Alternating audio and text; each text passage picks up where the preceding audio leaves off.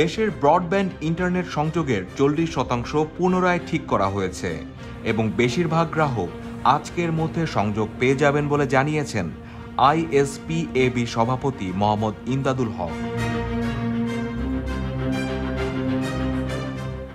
দেশের ইন্টারনেট সংযোগদাতা প্রতিষ্ঠানগুলোর সংগঠন internet service providers association of বাংলাদেশের সভাপতি আজ বুধবার দ্য ডেইলি স্টারকে বলেন, আমরা সব লাইন চালু করার জন্য নিরলস কাজ করে যাচ্ছি।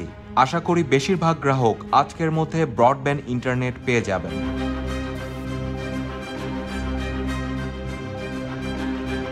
এর আগে 17 জুলাই বুধবার রাত থেকে মোবাইল ইন্টারনেট সংযোগ বন্ধ করে দেয় সরকার। পরদিন বৃহস্পতিবার রাত 9টা নাগাদ বন্ধ করে দেওয়া হয় ব্রডব্যান্ড ইন্টারনেট সংযোগও। ফলে পুরো দেশ সব ধরনের ইন্টারনেট সংযোগ থেকে বিচ্ছিন্ন হয়ে যায়।